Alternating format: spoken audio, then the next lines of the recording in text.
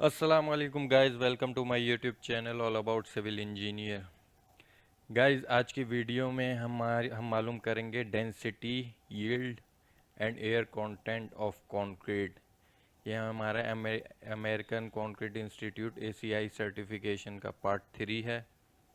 ASTM code है C138। तो सबसे पहले हम मालूम करते हैं इंट्रोडक्शन के एयर डेंसिटी जो है वो क्या है, क्यों चेक करी जाती है। The density test is very important to control the quality of concrete. A change of the concrete density will indicate one or more other concrete performance requirement or lower density may indicate। यानी कि density जो है वो बहुत important test है concrete की quality को maintain रखने के लिए। और डेंसिटी चेंज होती है तो आपकी जो है बहुत सारी परफॉर्मेंस जो है उस पे असर करती है। तो अगर आपके पास लोअर डेंसिटी है कंक्रीट की तो उसमें जो है the material have change lower specific gravity. तो इसका मतलब है कि आपका मटेरियल जो है वो चेंज हो गया लोअर स्पेसिफिक ग्रेविटी में। हायर एयर कंटेंट, उसका जो है एयर कंटेंट वो हाई हो जाएगा। हायर वाटर कंटेंट भी हाई हो जाएगा। A change in the proportion of ingredients, तो इसमें जो आपने क्रश सैंड सीमेंट वगैरह यूज़ करेंगे वो प्रोपोर्शन भी इसमें चेंज हो जाएगा। A lower cement content, cement की क्वांटिटी भी कम हो जाएगी। The higher density would indicate the reverse of above mention. और अगर आपकी कंक्रीट की डेंसिटी हाई हाई होती है तो ये सब जितने भी आपके जो हेयर कंटेंट हाई हुआ हुआ ये लो हो जाएगा, और जो लो है वो इसका हाई हो जाएगा। अब हम इसके स्कोप के बारे में मालूम कर लेते हैं। This test method covers determination of the density of fresh concrete and gives formulas for calculating the yield, cement content and air content of the concrete. मतलब ये जो हम कंक्रीट की डेंसिटी मालूम करते हैं, इससे हमें जो वैल्यूज़ मिलती है उससे जो है हम यील्ड कैलकुलेट करते हैं, सीमेंट कंटेंट, और जो है इसका एयर कंटेंट भी हम कैलकुलेट करेंगे। यील्ड क्या है? Yield is defined as the volume of concrete produce from a mixture of known quantities of the component materials. मतलब जो आपकी प्रोड्यूस होती है कंक्रीट, उसका जो वॉल्यूम होता है वो यील्ड कहलाता है। अब हम इसके apparatus के बारे में मालूम कर लेते हैं। सबसे पहले measuring cylinder container made of steel, the minimum capacity of the measure shall conform of the requirements of the table। Table क्या है उसका? टेबल ये जो आपका ये जो मेजरिंग कंटेनर है, मेजरिंग बाउल, इसका साइज़ कैसे मालूम करेंगे आप? ये आपको STM में दिया हुआ है C138 में। जो आपका साइज़ होगा नॉमिनल मैक्सिमम साइज़ एग्रीगेट का, उस हिसाब से जो है आप इसका बाउल जो है वो यूज़ करेंगे। जैसे मिसाल के तौर पे मेरा मैक्सिमम साइज़ 1 इंच का है तो मैं 0.2 क्यूबिक फिट का जो है वो बाउल यूज़ करूँगा। तो जनरली हमारा जो है कंक्रीट का साइज़ 1 इंच से कम ही होता है, तो हम यही 0.2 क्यूबिक फुट वाला ही ये यूज़ करते हैं सिलेंडर। अगर आपका कंक्रीट का साइज़ बढ़ेगा तो फिर आपने ये यहाँ पे वैल्यूज़ लिखी है, इस हिसाब से आपने कंटेनर का साइज़ लेना है। उसके बाद आपके पास है tamping rod, a round straight steel rod with 16 mm plus minus 2 mm। मतलब जो आप स्लम के लिए रॉड यूज़ करते हैं वो ये रॉड सेम इसमें भी यूज़ होगी, जिसका डाया होगा 16 mm। The length of rod, the length of rod at least 100 mm greater than the depth of the cylinder but not greater than 600 mm। जो आपका मेजरिंग सिलेंडर होगा उससे 100 mm ज़्यादा होना चाहिए और ज़्यादा से ज़्यादा 600 mm तक की इसकी लेंथ होनी चाहिए। उसके बाद है the rod shall have the both ends round to a hemispherical tip of. ये सब मैं आपको स्लम के उसमें बता चुका हूँ। उसके बाद internal vibrator, the diameter of vibrating element at least 19 mm not greater than 38 mm। आप इसमें या तो रोड यूज़ करेंगे या वाइब्रेटर। तो वाइब्रेटर का जो आपको दिया हुआ 19 mm तक डाया होना चाहिए और मैक्सिमम 38 mm। उसके बाद the length of the shaft at least 600 mm। जो इसकी ये शाफ्ट है ये हमारी 600 mm तक कम से कम होनी चाहिए। वाइब्रेटर फ्रिक्वेंसी शेल बी 7000 पर मिनट। जो वाइब्रेशन की फ्रिक्वेंसी है वो 7000 1 मिनट के अंदर वाइब्रेट होना चाहिए। फिर आपके पास है strike off plate, a flat rectangular metal plate at least 6 mm thick और glass plate at least 12 mm thick. मतलब जो आप कंक्रीट फिल करने के बाद जब लेवल करोगे सरफेस को, तो उसके लिए आप ये प्लेट यूज़ करोगे। स्टील की होगी तो वो मेटल की होगी तो 6 mm, और ग्लास की होगी तो 12 mm तक की इसकी थिकनेस होनी चाहिए। A length and width at least 50 mm greater than the diameter of the measure। जो मेजर का डाया है इससे 50 mm जो है इसकी विड्थ में ज़्यादा होनी चाहिए। उसके बाद है mallet. A mallet with a rubber having a mass 600 gram plus minus 200 gram use with measure of 0.5 cubic foot और स्मॉलर। उसके बाद जो है ये मेलेट, जिसको आप रबर हैमर भी कहते हैं, इसका वेट आपका 600 ग्राम प्लस माइनस 200 होना चाहिए, और ये यूज़ होगा 0.5 क्यूबिक फिट वाले मेजरिंग सिलेंडर में और उससे छोटे में। अब हम जो है इसके प्रोसीजर के बारे में मालूम कर लेते हैं। द मेथड ऑफ कंसोलिडेशन और रोडिंग एंड इंटरनल वाइब्रेशन। सबसे पहले आपने मेथड डिसाइड करना है कि आपने रोडिंग वाले मेथड से करना है या वाइब्रेशन वाले मेथड से करना है। तो rod concretes with a slump greater than 75 mm। अगर 75 mm से ग्रेटर आपका स्लम्प होगा तो आपने रॉड यूज़ करनी है। और अगर जो है स्लम्प 25 mm टू 75 mm में होगा तो आपके पास ऑप्शनल है, आप रॉड यूज़ करें या वाइब्रेटर यूज़ करें।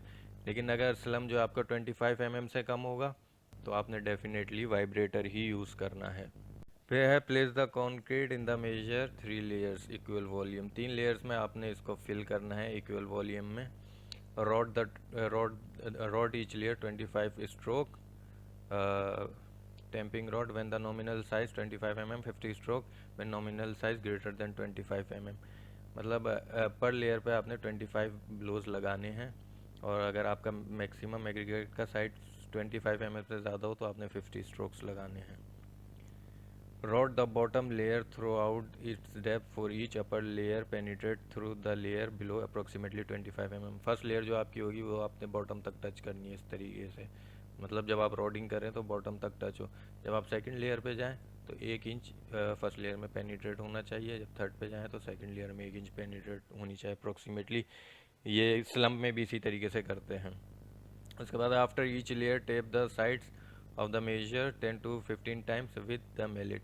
रबर हैमर से जो है हर लेयर के बाद आपने 5 से 10 दफ़ा टैप करना है, यानी कि इसको बाहर की तरफ सिलेंडर पे मारना है ताकि एयर वाइट्स जो इजीली निकल सकते हैं वो रिलीज हो जाएं। Internal vibration fill and vibrate the measure into equal layers. अगर आप जो है मेथड वाइब्रेशन का मेथड यूज़ करते हैं तो आपने इसको 2 लेयर्स में फिल करना है।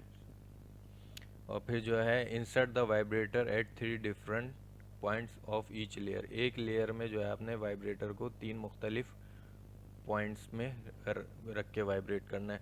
Do not allow the vibrator rest और टच द बॉटम और साइड ऑफ द मेजर। ये जो आपका वाइब्रेटर है ये बॉटम पे भी टच नहीं होना चाहिए, साइडों पे भी टच नहीं होना चाहिए, कंक्रीट के दरमियान में रहना चाहिए। Compacting the final layer vibrator shall penetrate into the underlying layer approximately 25 mm। उसी तरीके से अगर आप सेकंड लेयर करेंगे तो वाइब्रेटर 1 इंच तक सेकंड लेयर फर्स्ट लेयर के अंदर पेनिट्रेट होना चाहिए। Usually sufficient vibration applied as the surface of concrete become relatively smooth. Over vibration may be cause of segregation. मतलब सफिशिएंट वाइब्रेशन आपने करनी है जब आपको लगे कंक्रीट जो है रिलेटिवली स्मूथ हो गई है तो सही। अगर आप ओवर कर देंगे तो फिर उसमें सेग्रीगेशन हो जाएगी। Remove a portion of axis concrete with the trowel और स्कूप। जब फिल हो जाए आपका तो आपने जो एक्सिस कंक्रीट होगी उसके ऊपर वो आपने ट्रॉवल से स्कूप से रिमूव करनी है।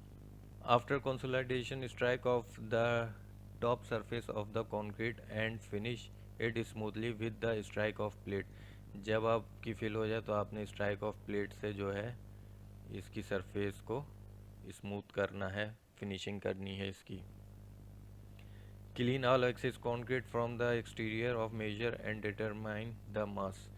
जो भी आपकी कंक्रीट जो है बाहर लगी हुई होगी इसके बाउल के आसपास तो आपने उसको अच्छी तरीके से साफ़ करके फिर इसका वेट लेना है।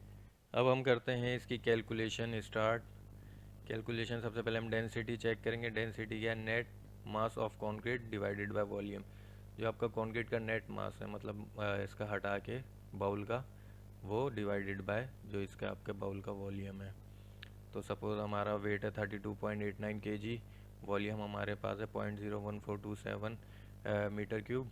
तो हम इसको कैलकुलेट करेंगे तो हमारे पास आ जाएगा 2305 kg पर मीटर क्यूब। फिर हम निकालेंगे यील्ड। यील्ड क्या है? Total mass of all material divided by density of concrete. Total mass क्या है आपके पास? सपोज आपने एक बैच में 5.4 क्यूबिक मीटर मटेरियल साइट पे भेजा है, तो वो 5.4 में जितना टोटल मटेरियल यूज़ होगा या जितना भी आपका वॉल्यूम होगा उस हिसाब से जितना मटेरियल होगा। अब मेरा यहाँ 5.4 क्यूबिक मीटर में आ रहा है 12,383 kg। इसको मैं डिवाइड कर दूंगा इसकी डेंसिटी से, तो 5.37 एम क्यूब, मतलब मेरा 5.4 क्यूबिक मीटर था टोटल मास, लेकिन साइड पे जो है मुझे 5.37 मीटर क्यूब मिल रहा है। ये यील्ड हो गई हमारी। अब हम क्या करेंगे? रिलेटिव यील्ड निकालेंगे। Volume of concrete produce per batch divided by volume of concrete design to produce. मतलब जो हमने